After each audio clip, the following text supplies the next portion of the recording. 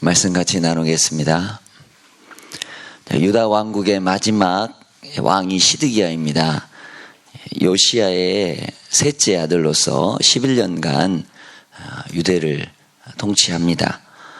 어려운 상황에 나라를 맡았음에도 불구하고 시드기야는 정신을 차리지 못하고 그 선대 왕들과 똑같이 계속해서 악을 행하는 것을 보았습니다.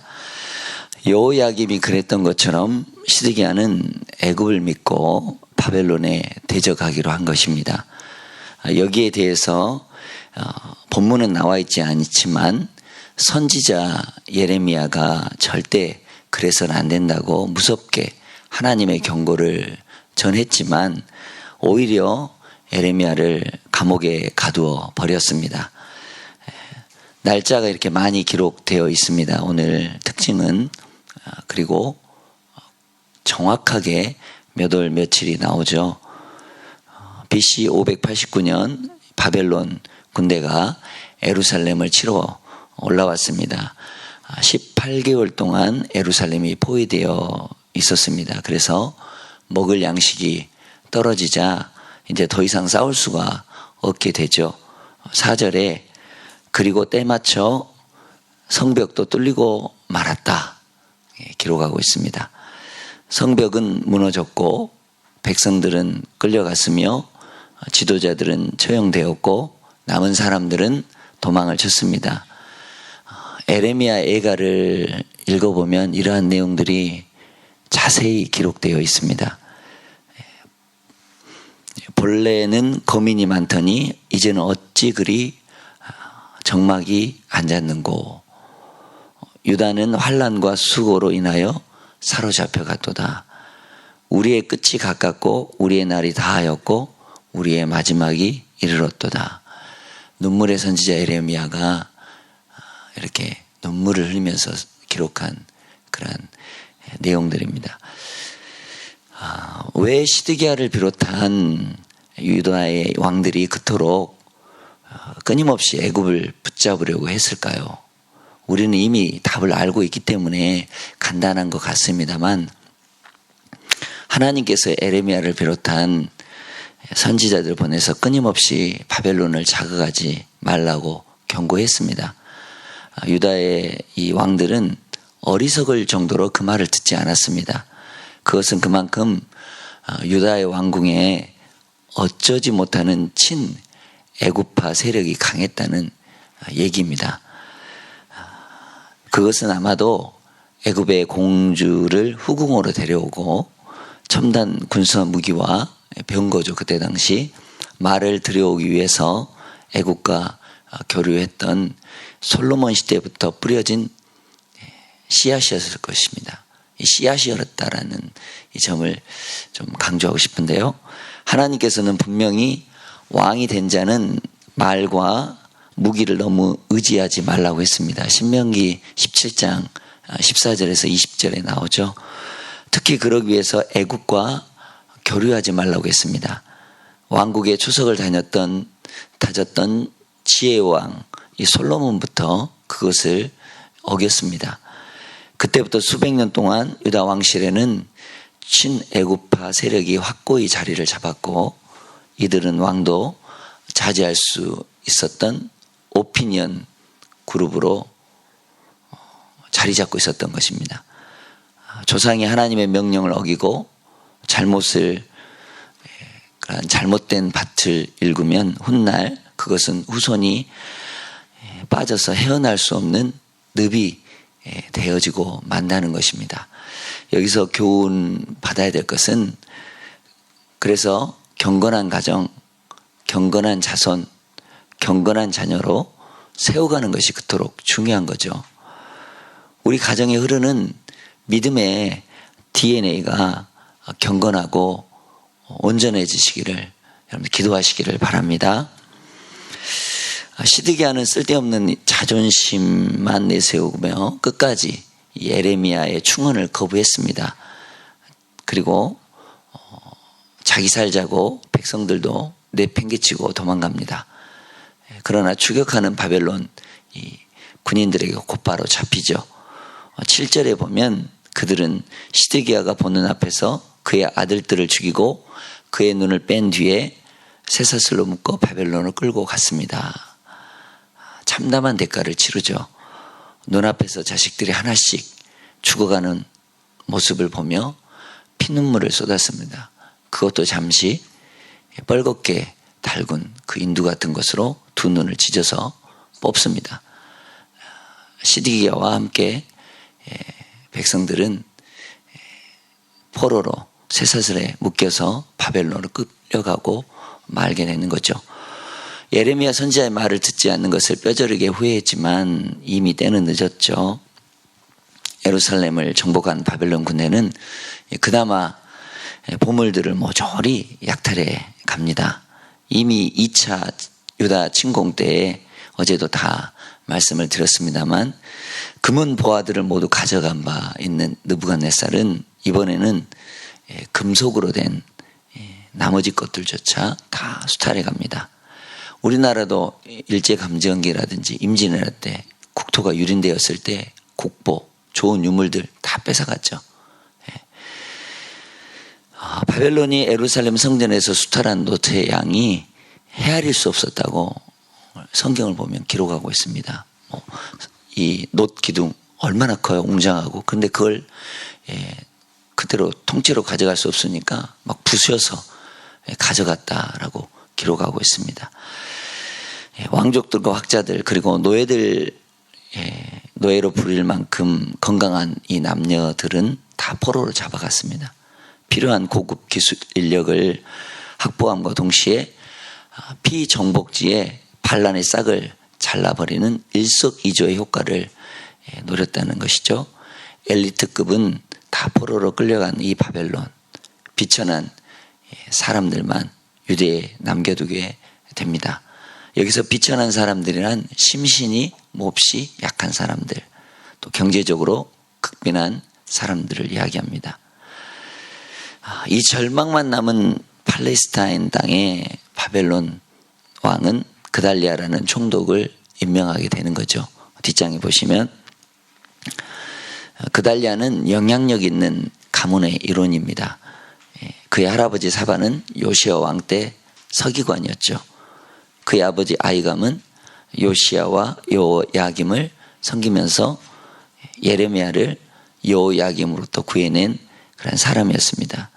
이 그달리아는 이제 예루살렘이 다 망해버리니까 한 11km 떨어진 미스바에 총독부를 세웠고 또 거했는데 얼마 후에 반 바벨론파 유대인들에게 암살을 당하게 되죠.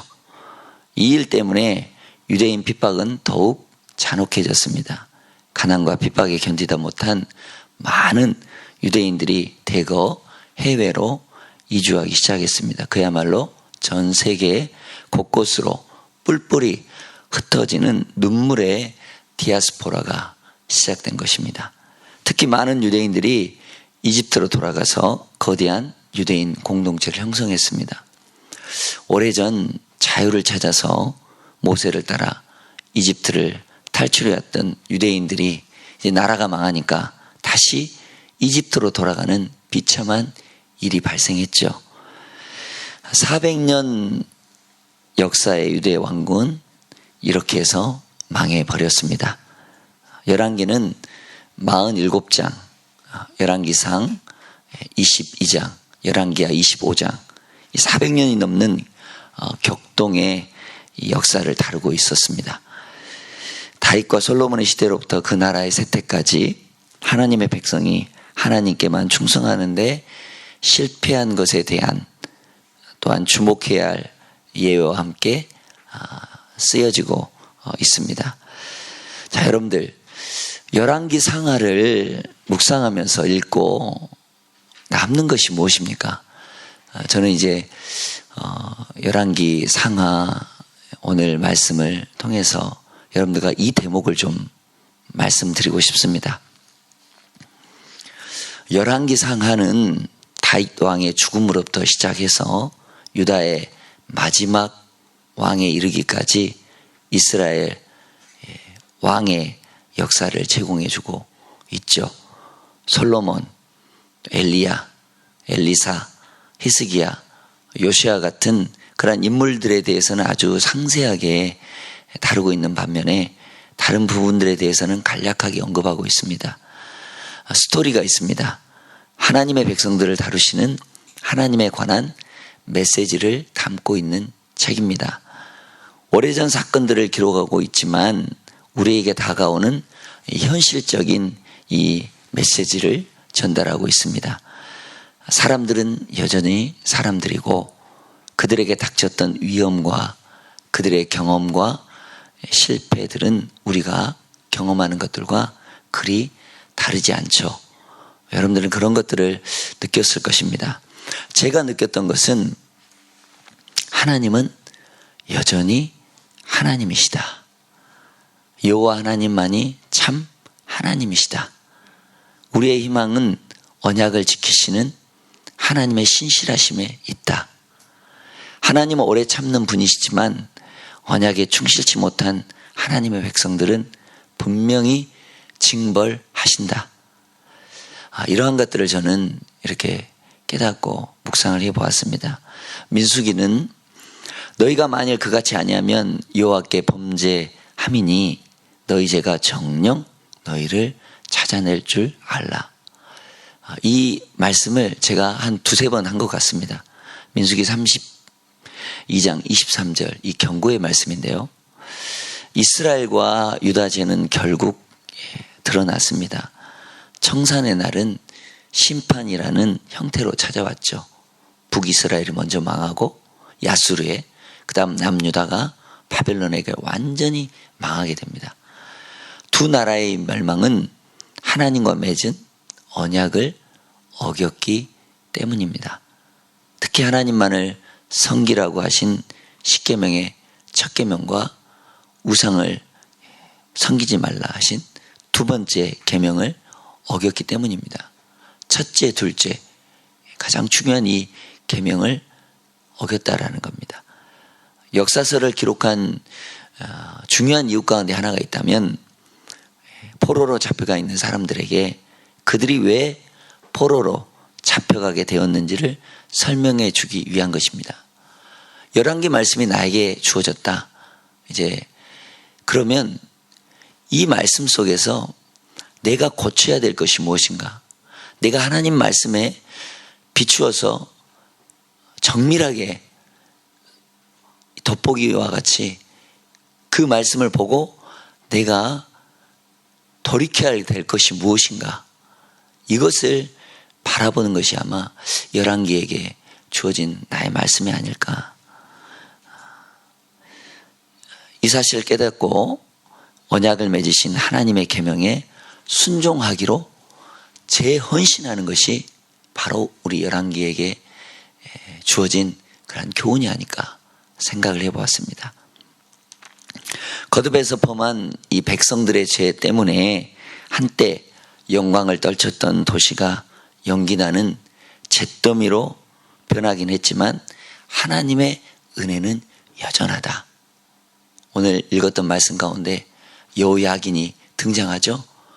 그 무시무시한 정복자 느부갓네살보다 더 오래 살았습니다. 37년간 정말 이렇게 잊혀질 만한데 다시 그 이름이 등장하고 있다는 겁니다. 그리고 그를 회복시키시는 그 하나님의 그 말씀, 다 꺼져가는 그 등불, 너무나 희미해져서 빛이 보이지 않는 그러한 곳에서 희망의 그러한 불빛이 조금이나마 비춰진다는 것입니다. 여기에 우리의 소망이 있다는 겁니다. 우리 예수님은 참 빛이시죠. 우리 예수님은 환한 빛이십니다. 생명의 빛이십니다. 우리 예수님 앞에 다가오면 우리의 먼저 죄가 드러날 것이고 그 치료의 빛이 우리를 회복시키고 우리를 다시 주님의 은혜 가운데 돌아올 수 있게끔 소경된 자가 다시 보고 어둠에 있던 자가 광명으로 나오게 될 수 있다라는 겁니다.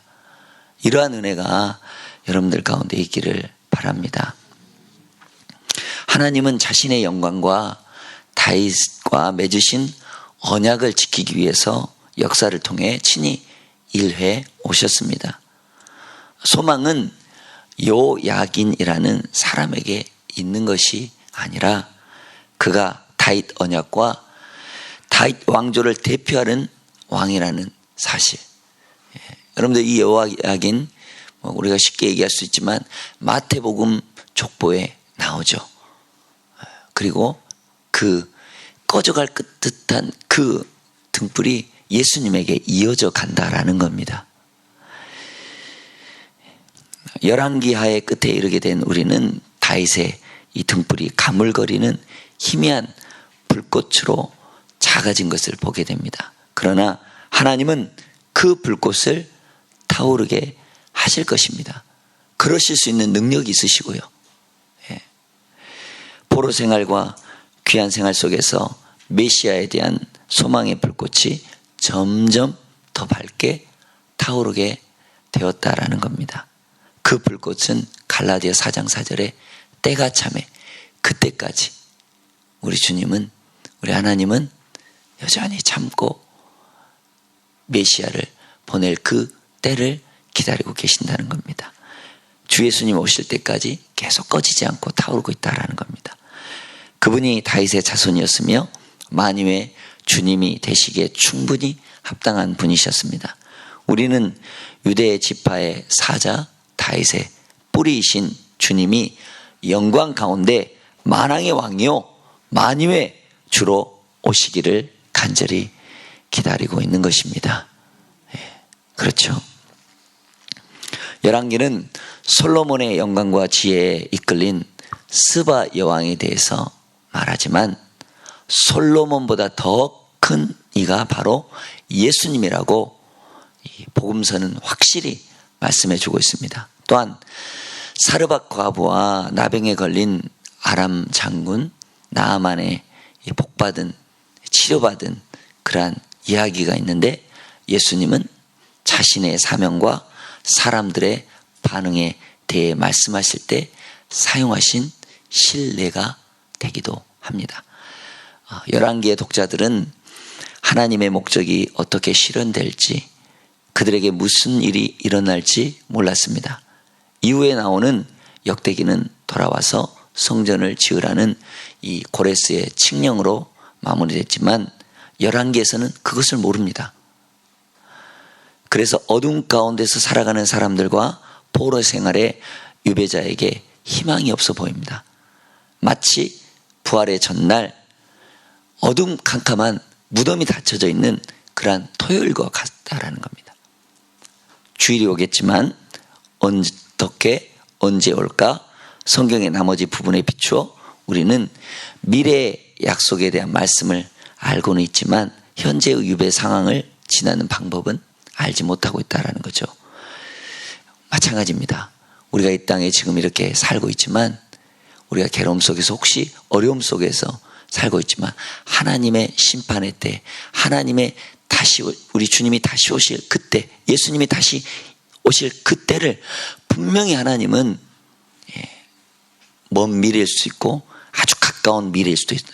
하나님의 그때 분명히 그 예수님이 다시 온다라는 겁니다. 우리는 준비하고 우리는 기다리고 우리가 깨끗이 또한 주님의 말씀에 비추어서 살아야 한다라는 것이죠. 하나님의 백성인 우리는 우리 삶을 빚어가시는 예수님에게 산 소망을 가지고 있어야 된다는 것입니다. 11개의 대답은 그 이야기를 하는 것 같습니다. 듣는 이들이 과거로부터 배우도록 격려하는 것입니다.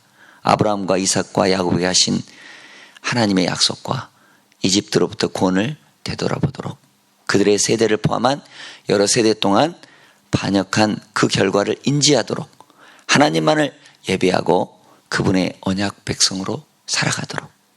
신명기 31장 32장을 여러분들 읽어보십시오. 모세의 당부와 노래가 절절히 들어있습니다. 내 말을 듣고 순종하면 복이다. 불순종한 결과는 뻔하다.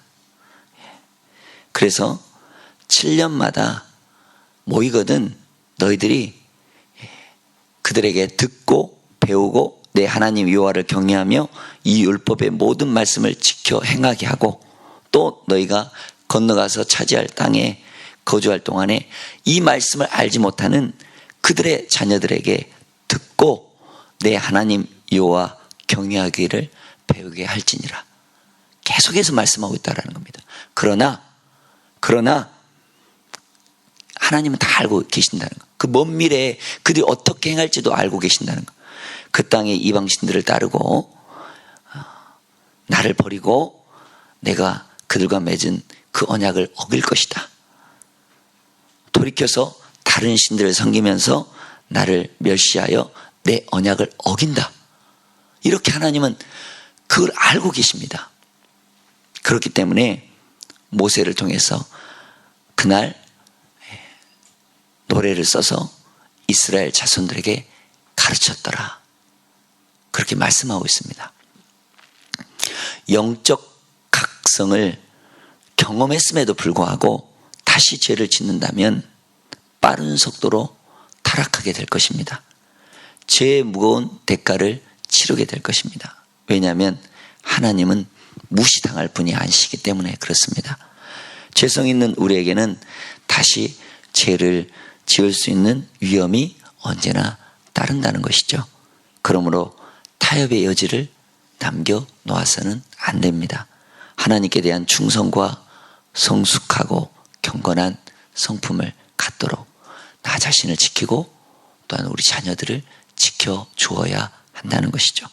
하나님이 어떻게 약속을 지키실 것인가를 볼 수 없을 때라도 하나님을 신실하게 믿으며 신뢰하시기를 바랍니다. 하나님의 말씀은 무에서 유를 창조합니다. 혼란에서 질서를 만들어냅니다.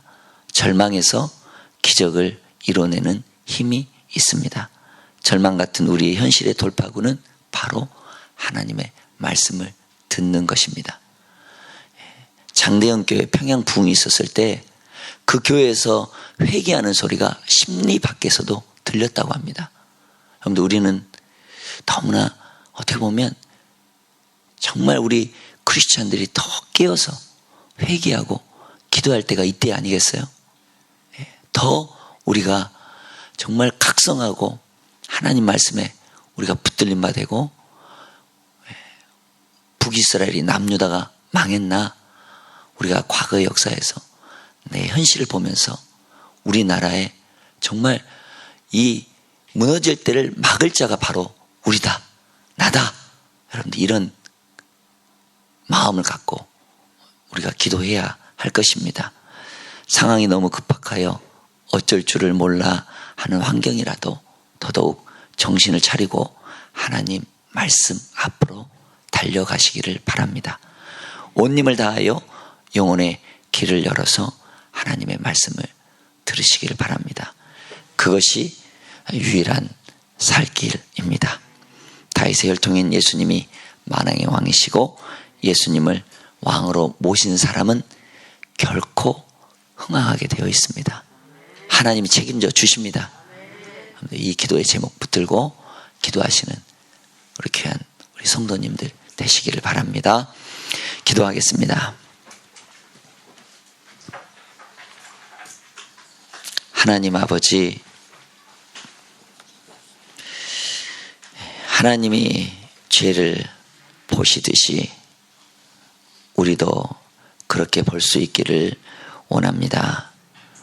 죄를 매력적이고 바랄만한 것이 아니라 불쾌하고 혐오스러운 것으로 보고 멀리하며 거부할 수 있기를 원합니다. 죄가 약속하는 것들은 거짓이며 죄의 싹은 사망이라는 사실을 볼 수 있도록 도와 주시옵소서. 하나님을 기쁘시게 하려는 더 큰 열정을 우리가 갖기를 원합니다. 남들은 주저하고 남들은 포기하고 낙심하고 그럴지라도 하나님, 저희들은 일어서기를 원합니다. 회개하며 그 자리를 툴툴 떨고 주님 앞으로, 주님 말씀 앞으로 생기를 불어주시는, 생명을 주시는 주님 앞에 나올 수 있도록 은혜 더하여 주시옵소서. 그 용기를 주시고 과감히 저희들의 모든 죄를 떨쳐버리고 회개하고 나오면 주님이 거기에 돌파구를 열어주시고 하나님 돌이킬 수 있는 은혜 주실 줄로 믿습니다. 하나님, 남들에게 돌리는 하나님 아버지 그렇게 변명의 시선보다는 제 자신에게 돌리며 더욱 기도할 수 있도록 도와주시옵소서. 그런 사람이 더 많아질수록 우리 교회는 하나님 희망이 있을 것이고 이 지역사회는 더 빛이 되어질 것이며 이 나라는 결코 어떤 아버지 하나님 국군이라든지 아버지 하나님 환란이라든지 국난이라든지 이러한 것에서 저희들 하나님이 든든하게 지켜주실 줄로 믿습니다. 주 예수님 안에서 하나님의 약속의 등불을 언제나 밝혀주심을 감사드리며 하나님이 늘 함께하여 주시옵소서. 임마누엘 왕으로 오신 우리 예수님을 찬양하며 정성스럽게 드린 이 새벽 예물 또한 기쁘게 받아 주시옵소서. 우리를 사랑하시고 인도하시는 예수 그리스도 이름으로 기도드립니다. 아멘.